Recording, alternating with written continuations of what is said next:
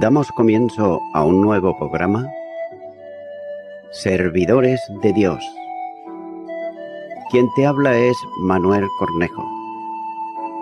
Estaré compartiendo la palabra de Dios y lo haré de una manera expositiva, versículo a versículo. Y en esta ocasión será en la segunda carta a los Corintios, capítulo 2 y versículo 11, donde dice: para que Satanás no gane ventaja alguna sobre nosotros, pues no ignoramos sus maquinaciones. Comienza diciendo este versículo: para que Satanás no gane ventaja alguna sobre nosotros. Una acción contraria a lo que Dios demanda, como en este caso sería no conceder perdón y volver a la plena comunión con el que había ofendido. Es el proceder que Satanás procura como enemigo de la obra de Dios. El peligro es que esto causaría provecho para el diablo, que conseguiría engañar a los creyentes y además mantener una disciplina fuera del orden bíblico, en favorecer las intenciones de Satanás. Continúa diciendo este versículo: porque no ignoramos sus maquinaciones. El apóstol le hace notar que no ignoraban ellos las maquinaciones diabólicas. Significa que en la instrucción que había dado a la Iglesia, bien en presencia suya o bien por su escrito, la doctrina sobre Satanás había sido expuesta y ellos la conocían bien. Por otro lado, maquinaciones es relativo a planes malvados. Por tanto, mantener separado de la comunión a un hermano más tiempo del necesario debilita a la Iglesia.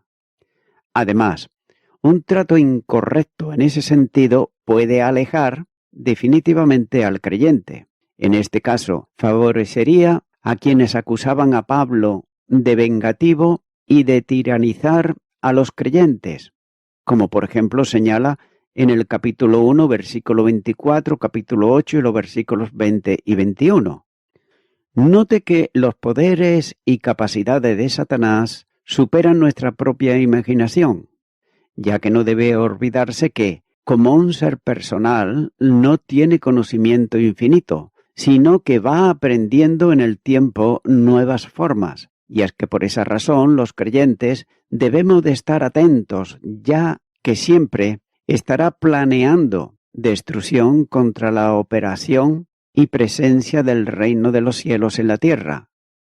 Esa es la razón por la que Pablo establece a los corintios el perdón del ofensor. Además, es la norma general que él mismo enseña para todos, cuando dice: antes sed benignos unos con otros, misericordiosos, perdonándoos unos a otros, como también Dios os perdonó a vosotros en Cristo.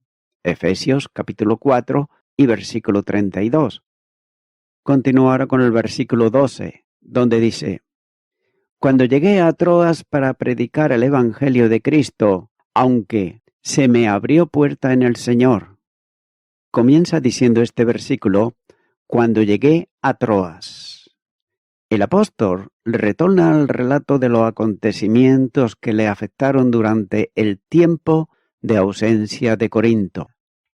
La partícula pero es usada aquí para vincular con lo que antecede, luego de la digresión de los versículos 5 al 11, ya que el apóstol había planeado ir desde Éfeso a Corinto pasando por Macedonia, como dice la primera carta a los Corintios, capítulo 16, versículo 5, por lo que el proyecto del viaje inicialmente planificado comenzó llegando a Troas. La situación del apóstol era de aflicción por las muchas dificultades que rodeaban su ministerio, incrementadas de forma notoria por los acontecimientos en Corinto. Y antes del viaje, envió a Tito a Corinto, siendo con toda probabilidad portador de la carta de las muchas lágrimas. Y era en Troas donde había convenido que se encontraría nuevamente con él, y así debía de ocurrir una vez que hubiese cumplido la misión para la que había sido enviado a Corinto. Note que la ciudad de Troas estaba edificada en la llanura, donde se había levantado la ciudad de Troya. Y este lugar a donde Pablo llegó era una ciudad importante de Asia Menor, en la costa del mar Egeo. Era esta ciudad próspera y núcleo de comunicaciones entre Macedonia y el Asia Menor, ya que estaba a unos 40 kilómetros del lugar de la antigua Lión o Troya. Y fue en aquella ciudad donde años antes Pablo había tenido la visión del varón macedonio que le pidió ayuda, como señala Hechos de los Apóstoles capítulo 16 y los versículos 8 al 11. Allí comenzó la misión evangelizadora a Europa. En esa ciudad se había fundado la iglesia y fue allí donde, al finalizar el tercer viaje misionero, se quedó con los creyentes 7 días. Hechos de los Apóstoles, capítulo 20 y los versículos 1 al 7. También allí, en casa de Carpo, dejó el capote y los libros cuando fue hecho prisionero y llevado a Roma, que luego pide a Timoteo que lo recoja y lo lleve consigo a Roma. Segunda Timoteo, capítulo 4 y versículo 13. Continúa diciendo este versículo, para predicar el Evangelio de Cristo. La razón de ese viaje era el Evangelio de Cristo. Note cómo nuevamente se aprecia que Cristo era todo para Pablo. Filipenses 4:13 dice, todo lo puedo en Cristo que me fortalece. El Evangelio lo había recibido del Señor y de Él la comisión para llevarlo a todas las naciones. Gálatas capítulo 1 y versículo 12 dice, pues yo ni lo recibí ni lo aprendí de hombre alguno, sino por revelación de Jesucristo. Troas ofrecía al apóstol excelentes oportunidades para la proclamación del mensaje del Evangelio. El viaje que Pablo había proyectado hacer para visitar Corinto sería, conforme a su deseo, el término de una ruta misionera, como había hecho en sus viajes tantas veces. De ahí que fuera a Troas para predicar el Evangelio de Cristo. Por otro lado, el genitivo en la oración de Cristo está expresando aquí el contenido plural y definitivo del mensaje que predicaba, y de ahí que el Evangelio se manifiesta en los efectos que produce, ya que es el Evangelio del reino de Dios, mensaje que anuncia el reino, como señala Mateo capítulo 4 y versículo 23. Además, también es el Evangelio de salvación, Efesios 1:13, y también el Evangelio de la paz, Efesios 6:15. Allí había una audiencia que prestaba atención al mensaje del Evangelio y el Señor bendecía el mensaje proclamado. Sigue diciendo este versículo, aunque se me abrió puerta en el Señor. Aquí Pablo usa una vez más la metáfora de la puerta abierta, que también aparece en la primera epístola, en el capítulo 16, versículo 9, y en la epístola también a los Colosenses, en el capítulo 4 y versículo 3. Dios hacía posible lo que Satanás y los enemigos del Evangelio procuraban impedir. La puerta estaba abierta por Cristo y se mantenía así por su poder. El Señor escribió a la iglesia en Filadelfia prometiéndole abrir una puerta que nadie podía cerrar. Apocalipsis capítulo 3 y versículo 8. Sin embargo, esta acción de la omnipotencia no dejaba de ir acompañada de dificultades que el enemigo de la obra producía, cuando dice, porque se ha abierto puerta grande y eficaz, y son muchos los adversarios. Primera de Corintios capítulo 16 y versículo 9. Por otro lado, no tenemos evidencia por el relato bíblico de cuáles fueron los problemas que en ese tiempo de evangelización en Troas se manifestaron. Pero sin embargo lo que es evidente es que estaban saturando el alma del apóstol por la preocupación de sus amados hermanos en Corinto. ya que Cristo tenía allí pueblo escogido, por lo que había abierto puerta para Pablo. Pero por otro lado también Satanás lo conocía, por lo que actuó en toda la dimensión de su malvada estrategia para impedir la acción de la gracia.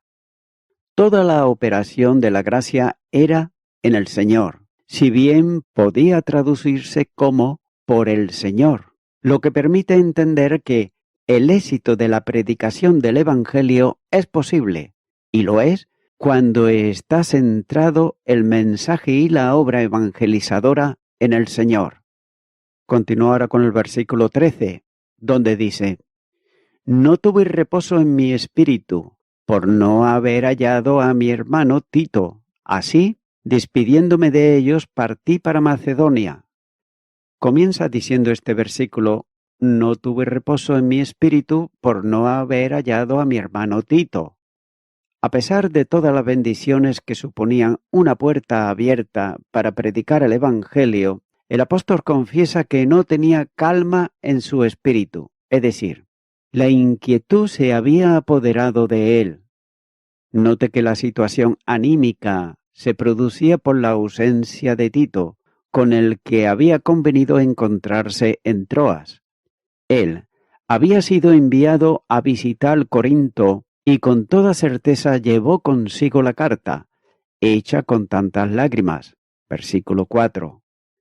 Note que si Tito no había sido el portador del escrito, fue enviado para verificar el resultado que se había producido. De tal modo que la aflicción y preocupación por lo que habría podido ocurrir en la iglesia en Corinto no le permitió seguir con la evangelización. Un espíritu intranquilo no permite un trabajo eficaz. Note cómo su imperiosa necesidad era conocer las noticias de Corinto. El resto era algo secundario en aquel momento.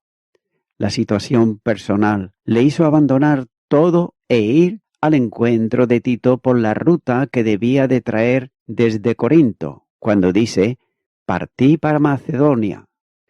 Pablo se despidió de los creyentes en Troas y partió hacia la ruta, es decir, hacia Macedonia, como señala Hechos de los Apóstoles capítulo 16 y versículo 8. El apóstol se había propuesto buscar a Tito y hacerlo hasta encontrarlo.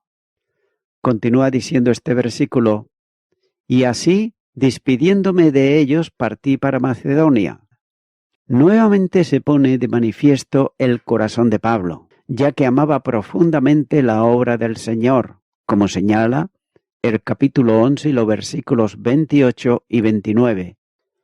Era el apóstol de Cristo, esforzado en el trabajo que le había sido encomendado, dependiente de la gracia divina, pero también era un hombre con sus inquietudes y también con sus problemas.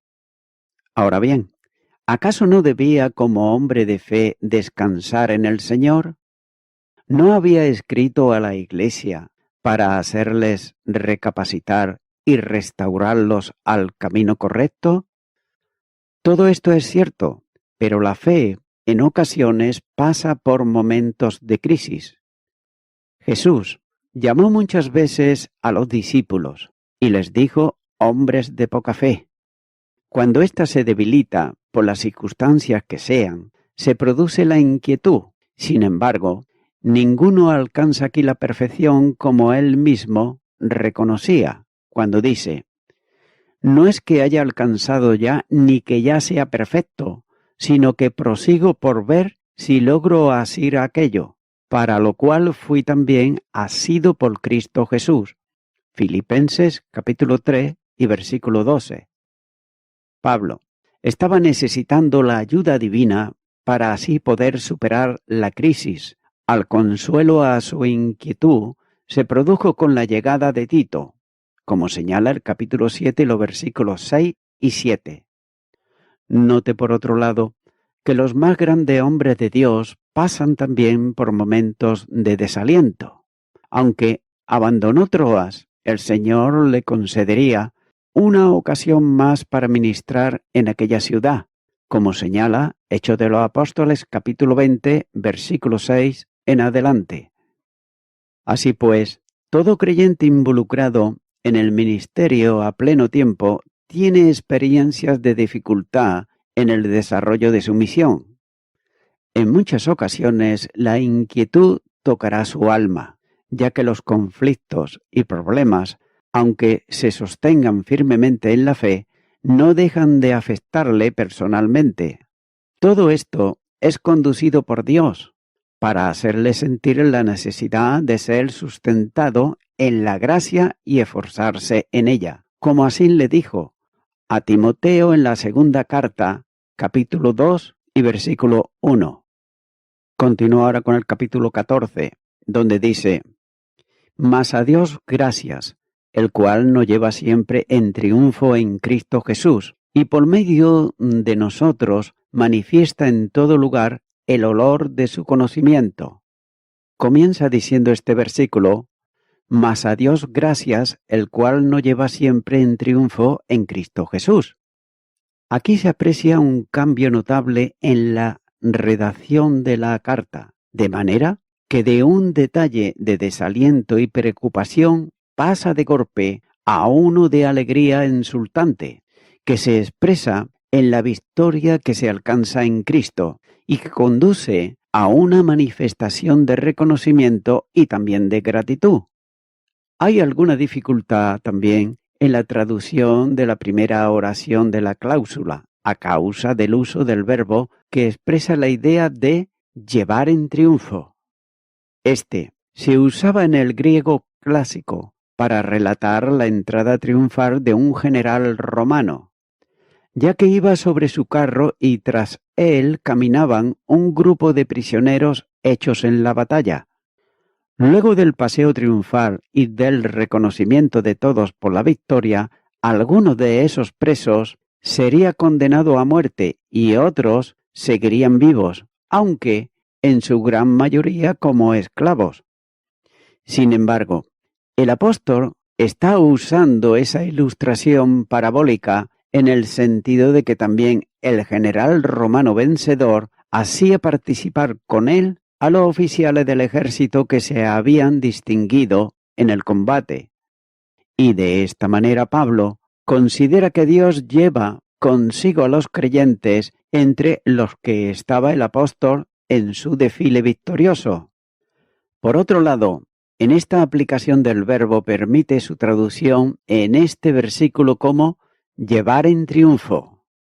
Con todo, hay eruditos que cambian el sentido del verbo, traduciéndolo por dar a conocer. En ese sentido, la idea es que Dios da a conocer a los apóstoles en todo tiempo.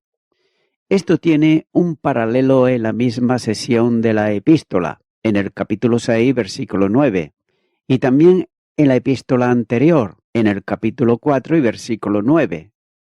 Aunque Pablo se consideraba como un esclavo de Cristo, como dice Romanos capítulo 1 y versículo 1, sin embargo el triunfo es de Cristo y como esclavo forma parte del cortejo del vencedor. Efesios capítulo 4 versículo 8. A este esclavo a quien el vencedor no solo perdonó la vida, de modo que ya no hay condenación para él. Romanos capítulo 8 y versículo 1. Sino que le otorgó la eterna. Juan capítulo 3 versículo 16. Note que en la figura de este aspecto parabólico, él es exhibido por Cristo como botín de guerra arrebatado a Satanás, como presos liberados de la condena a muerte. Pero también es posible que la figura se aplique en el sentido de que los cristianos somos llevados en el cortejo triunfal de Cristo, que llevó cautiva la cautividad. Efesios capítulo 4 y versículo 8. Todo esto forma parte de la obra de Dios en la salvación. Por tanto, el apóstol, dejando por un momento los recuerdos de la tristeza y las heridas del desaliento, deja brotar de la pluma lo que inunda su corazón, que es manifestar la gratitud a Dios por la victoria otorgada y experimentada en Cristo. El triunfo no es puntual u ocasional, sino permanente y además continuo. Nos lleva en triunfo siempre, en toda circunstancia y en toda ocasión. Continúa diciendo este versículo: por medio de nosotros manifiesta en todo lugar el olor de su conocimiento. En el desfile del general victorioso se solía quemar incienso delante del carro del vencedor, lo que permitía percibir el olor del triunfo. El olor grato expresado aquí tiene relación con la obra total de Jesucristo, desde la omnipotencia creadora a la gracia salvadora y al poder transformador de la vida del que cree. El aroma de la victoria se proclama en el mensaje del Evangelio, misión que cumplía el apóstol en tantos lugares como le era posible. Pablo es instrumento en las manos de Dios para esparcir la fragancia del mensaje salvador a todos los hombres. Este olor grato tiene que ver con el conocimiento de Él, ya que conocer en la Biblia no tiene tanto un carácter intelectual, sino vivencial, es decir, de relación íntima. Por consiguiente, quien conoce a Cristo es aquel que le ha recibido como Salvador, por cuyo acto de fe pasa de muerte a vida y entra en la íntima relación personal con el Salvador. La proclamación del Evangelio que los apóstoles y los cristianos proclamaban en el mundo es de alcance universal, como dice, en todo lugar. Cuando Jesús estableció la gran comisión, dijo a los suyos que fuesen a todas las naciones e hiciesen discípulos.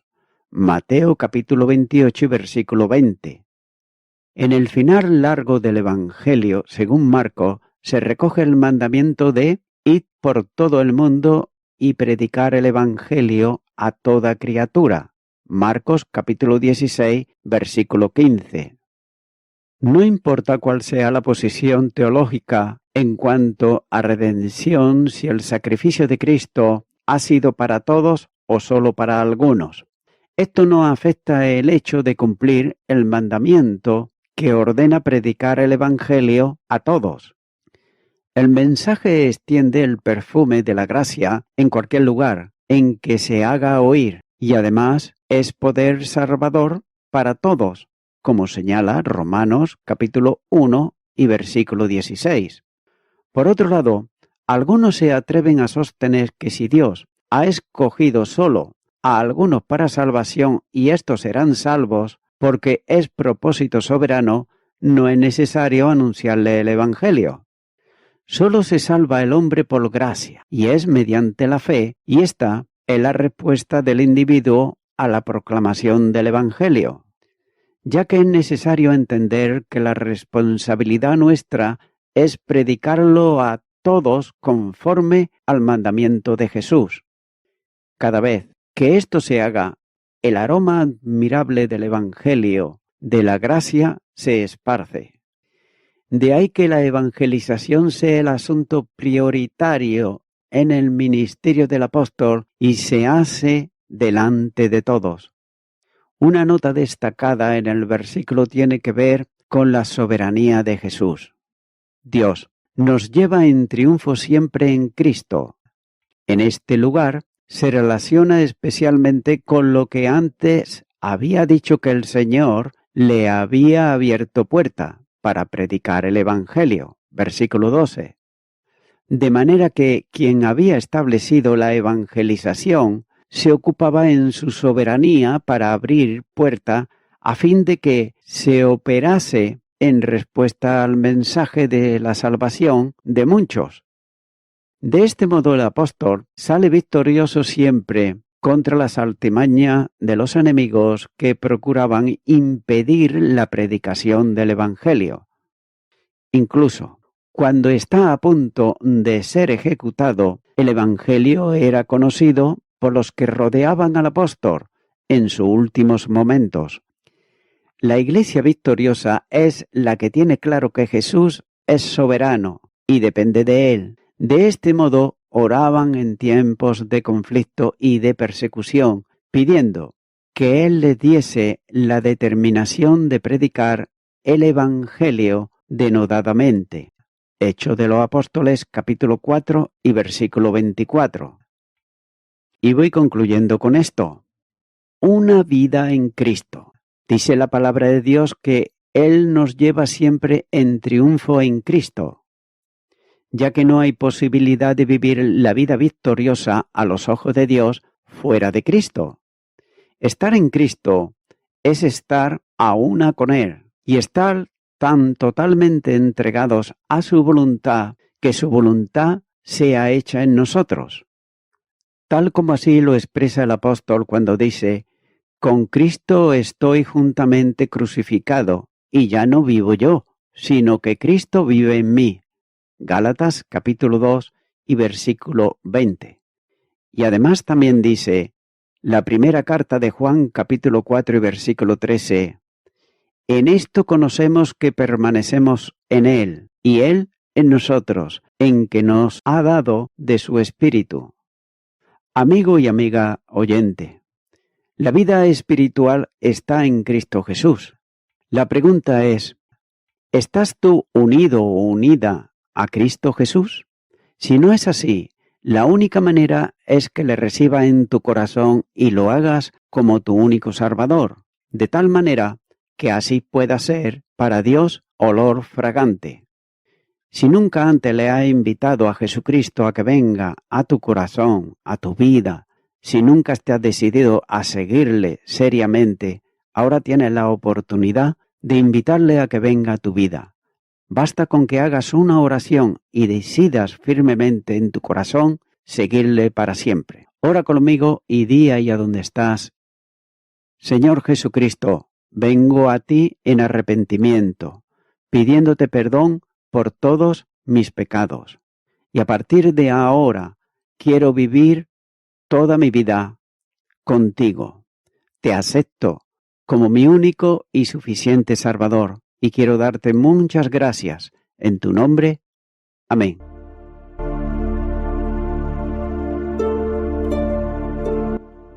Amigo y amiga oyente, si tú has hecho esta oración de corazón, te recomiendo que comiences a orar a Dios, en primer lugar, en el nombre del Señor Jesucristo. Orar a Dios no es rezar, sino que es hablar con una persona. También te recomiendo que leas la palabra de Dios y lo hagas a diario. Comienza, por ejemplo, con el Nuevo Testamento.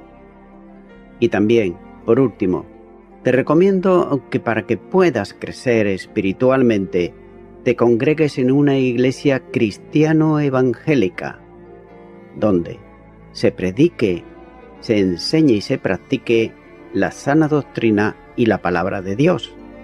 Congrégate ahí y con el tiempo podrás crecer espiritualmente y también servir al Señor Jesucristo. Que Dios te bendiga. Y a toda la audiencia, nuevamente ya me estoy despidiendo de todos ustedes y será hasta el próximo programa. Que Dios os bendiga a todos.